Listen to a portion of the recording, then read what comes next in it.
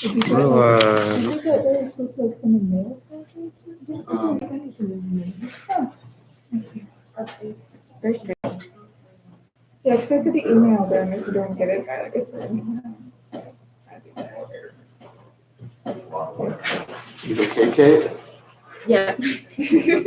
I like this from. That's a gift for you. You can have that. Okay. So today we're gonna let's see how far we can get. So we didn't finish. I wanted to discuss floor because the principle is make sure you guys all have a calculator. So just grab them before we start.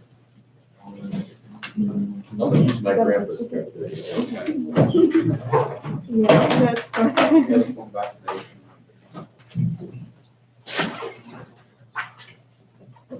1800s. So for the sake of, I think, making this a bit more concrete, let's pretend Bob is 100 kilograms. The thing is, you don't have to pretend that, but it might make things make a little bit more sense if you do. Anyway, hopefully it'll be clear at the end of this. Why does this mass not matter for this question? So the principle here is if you were to travel to a planet, or this is a moon in this case, I guess, and you could, let's say you could measure the diameter. So how big's the diameter? 1800. 1,800 kilometers, which is 1.8 times 10 to the 6th meters, because it's 1.8 times 10 to the 3rd kilometers. Multiply that by another 1,000 to get that. So the radius then.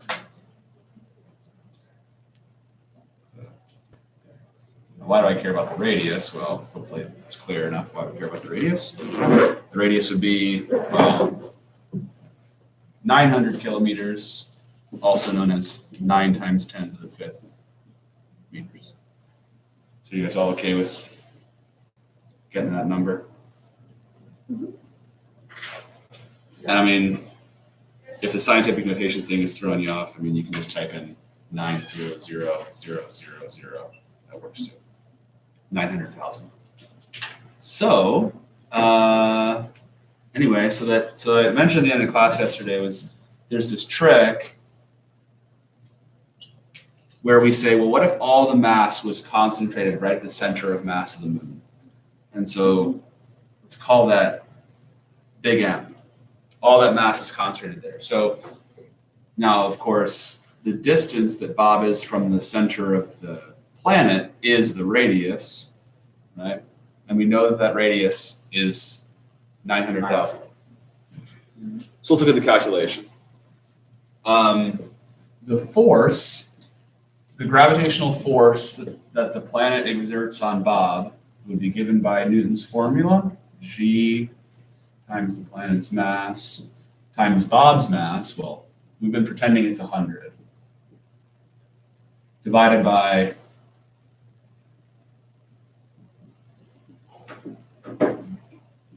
the square of the radius, where, and remember this number here is 6.6, well, it's on here, 6 point.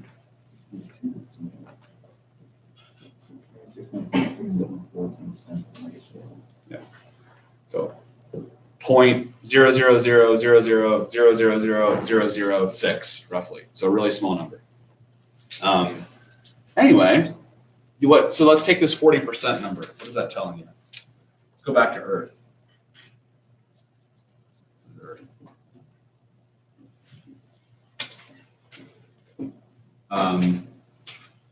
On Earth, how much force does Bob feel if he's 100 kilograms? 980. Also known as, 100 times 9.8, right? So this number, though, the force he's feeling is only 40% of what he felt on Earth. So his scale reads, well, if the scale was calibrated to read at kilograms, the scale would tell him you are 40 kilograms. So anyway, so this number here, instead of being, I'm gonna write it like this, instead of being 100 times 9.8, it's 40% of 100 times 9.8. Does that make sense?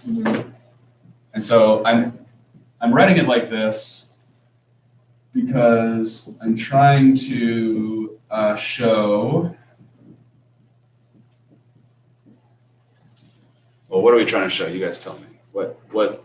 That mass is. Yeah, Bob's mass. When you perform this calculation, Bob's mass just cancels out. Right. So it wouldn't. So it's, and I hope that makes sense. Well, here's the thing. Which is not obvious. You know, if I travel to this planet, this moon. If I travel to this moon, I would feel 40% my normal weight. If Shaquille O'Neal traveled to this moon, he would also feel 40% of his weight, even though he's way heavier. So the idea here is that no matter what your mass is, no matter what Bob's mass is, because of the mass and radius of the moon, that would determine this, that would basically determine this number. Okay, this is the measurement. So take your calculator and try to calculate the mass. And I'll do it too, and then we'll just make sure that we know how to use our quackmolators.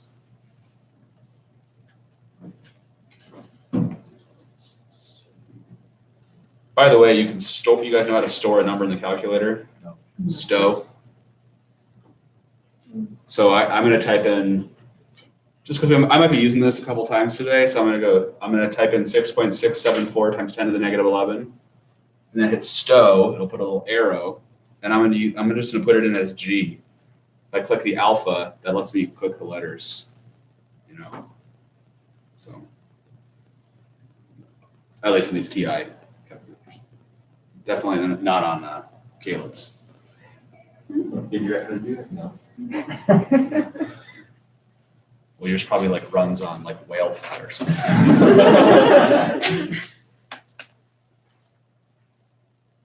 So anyway, I'm going to type in 0.4 divided by G. It should be pretty. I mean, it's a moon, so it's going to be a pretty big amount of mass. Yeah. Yeah, typing this in is always like.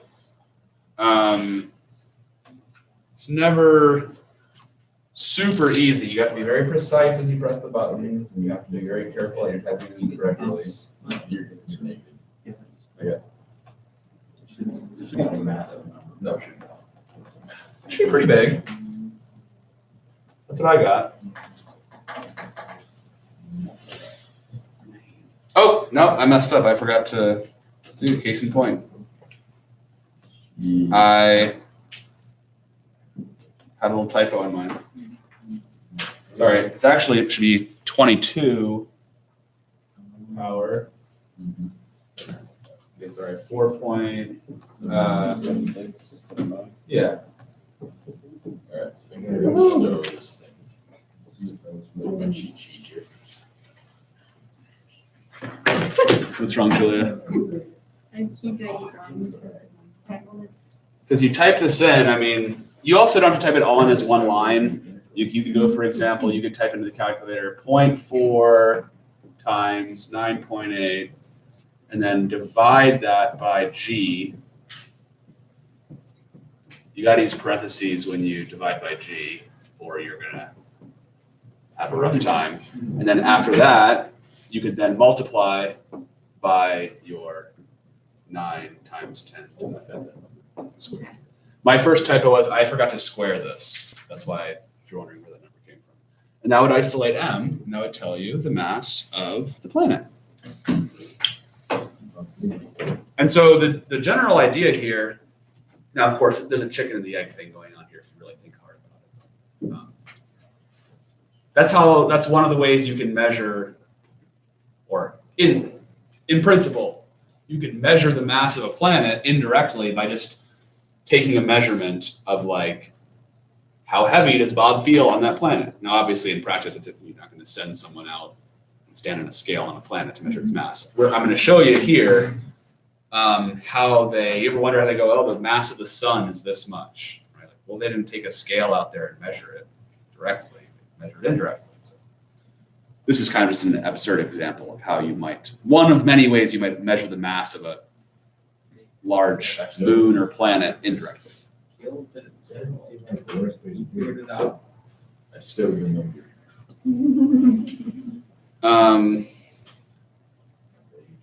No, it's amazing every time you see a measurement, they go, oh, this galaxy is this far away. You start thinking about, well, how do they know? How do they measure that?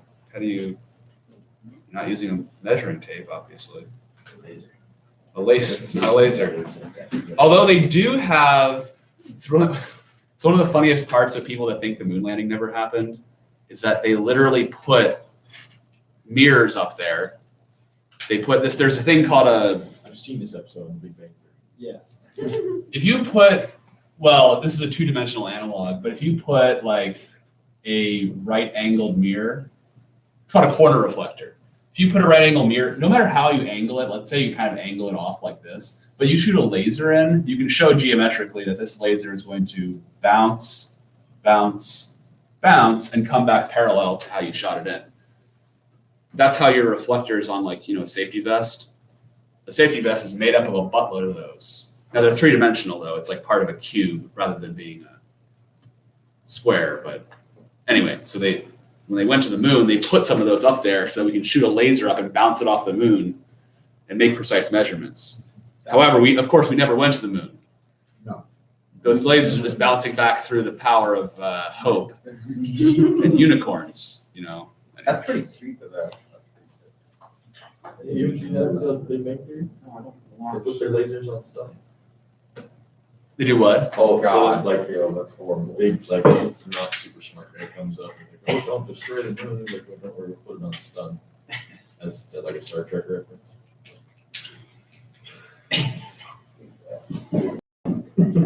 You seriously haven't seen that? That show aggravates me. I love that show. But, People can watch it. It's great.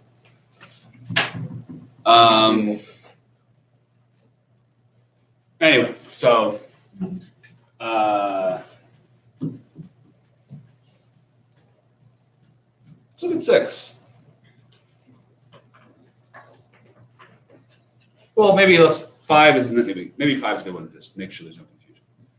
So if you have two, just read 5. I'm going to erase the book. You read it.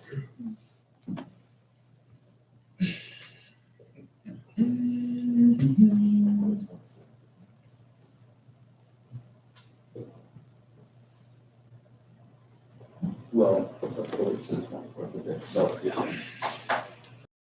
It's one of them.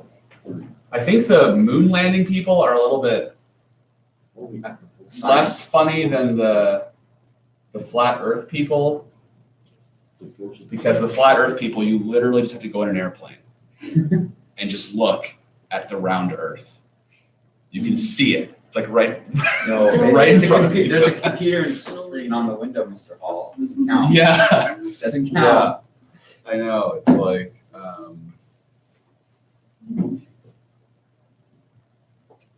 satellites, GPS. I just don't know how you can. That's like a crazy amount of disbelief you have to engage in to think that the Earth is flat. You have to deny the you have to think that your cell phone just works literally by magic. It's just magic. Some wizards that work for the Verizon company cast spells that make all those signals. So cool.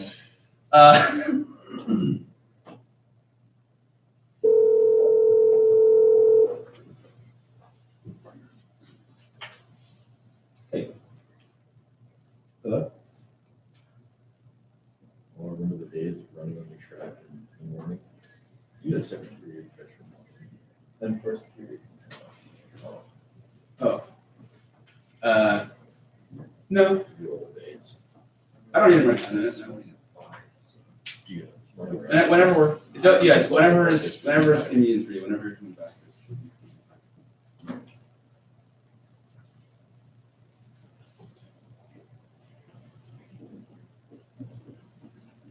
Okay, thanks very much. I appreciate it.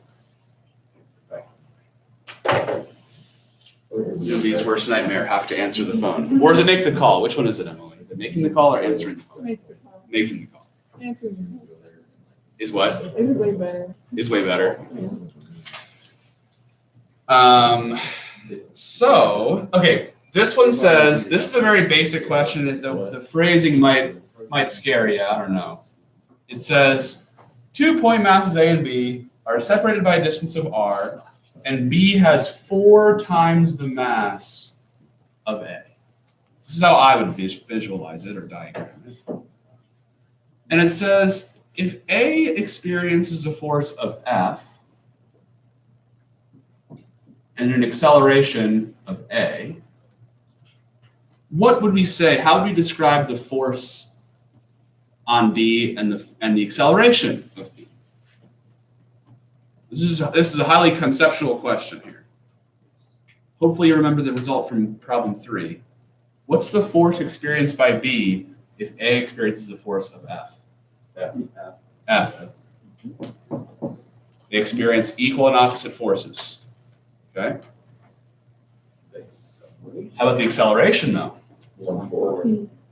A fourth of A. Fair enough? Okay. So, simple question, but there's a lot there. You know, the fact that they experience equal and opposite forces, but their accelerations are not the same. Bigger mass experiences a smaller acceleration. How about 6? Now that we have this technique of being like, well, if I put all the planet's mass down here, and I put your mass, I'm going to use big M and little m. Hopefully those are distinguishable. And you say something like, well, the force that you experience, the force that you're pulled down with is equal to G times the planet's mass times your mass divided by the square of the radius. And the question is, if you could triple Earth's mass somehow, some kind of laser or whatever, I don't know. If you triple that value, but it's a convoluted question. Suppose you had the power to triple the Earth's mass, but you wanted no one to notice. No, at least initially. They find out eventually. What's all? Confuse some scientists. Yeah. What has to happen to this number? When the flight from Australia takes 26 hours, it's like 4 Huh? hours. Be bigger. You have to increase the radius, right? So if you had more mass in the Earth, by what factor does R have to increase? The square root of 3. So A little bit, but I also saw it. that makes sense?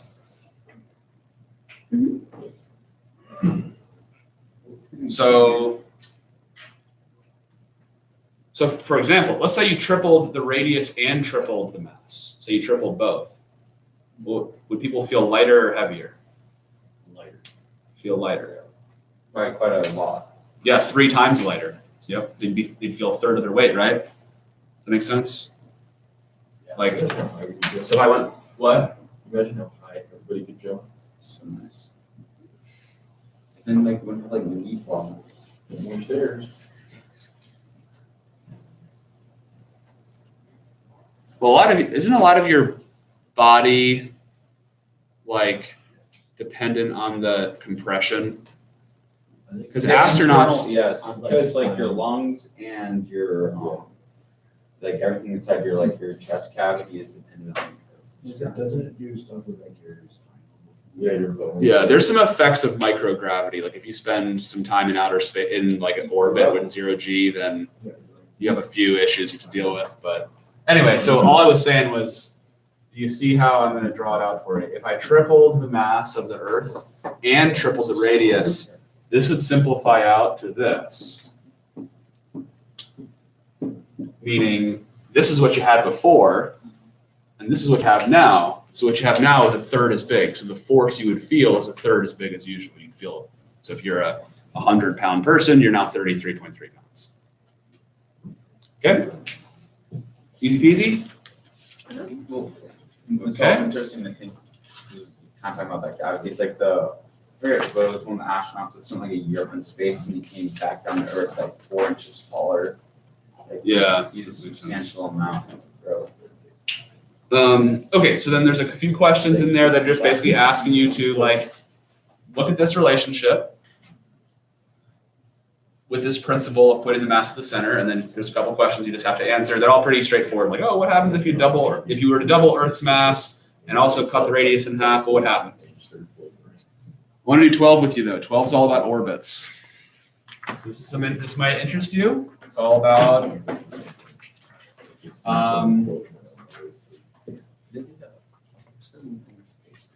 if you believe in orbits.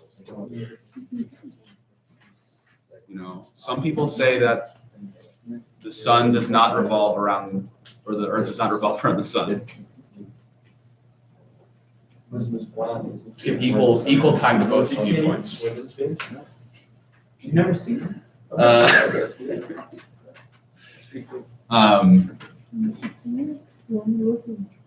Okay, so number 12 says, suppose you have a star. The star, now the stars are really big, right? But on the scale we're talking about, like the distance from the sun to the Earth is way bigger than the radius of the sun. So you're going to treat the sun, you know, the star, as a point mass. And then the Earth, or is it the Earth? It's just a planet, some planet. Okay. And so this has a mass of big M, and this has a mass of little m. So try to draw them so they're distinguishable, so they're different symbols. And so this guy is going to travel. So orbits are ellipses, but a lot of them are pretty close to circles. So we're going to use that. It's way simpler to talk about a circle and an ellipse. So we're just going to assume it's circular, okay? We got enough time to get a good start on this. So this guy has a velocity of v. What? Said I stowed that number for nothing. Life is pain. You're not suffering, Caleb. Okay. Are you So then the radius of motion is, the radius of the orbit is r. So who knows the word that we're going to be talking about very shortly here?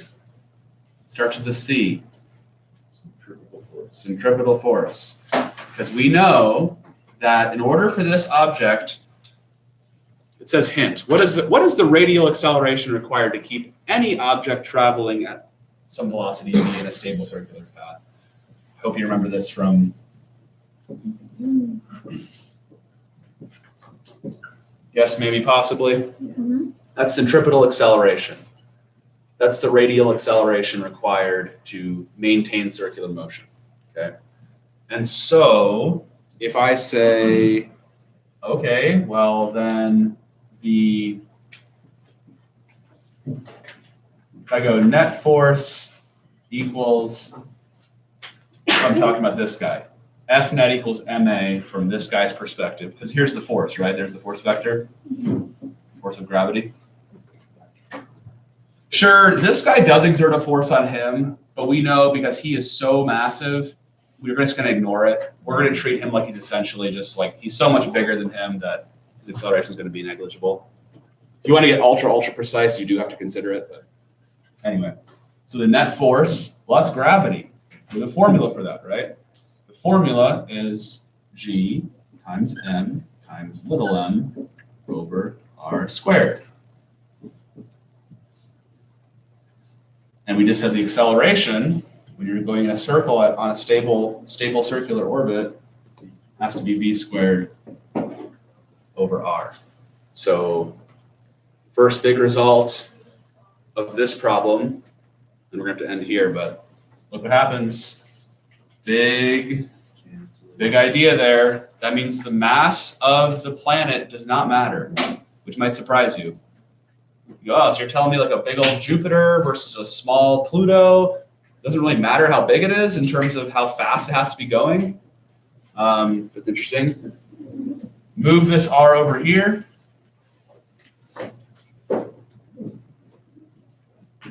You understand that? And then take the square root. And here's a very famous result. Think about what that's telling you. That tells you that if you want to know how fast does a planet have to be moving to maintain a stable orbit, a stable circular orbit, it depends on the mass of the star and the distance. But it's the square root of their ratio multiplied by Newton's gravitational constant. No.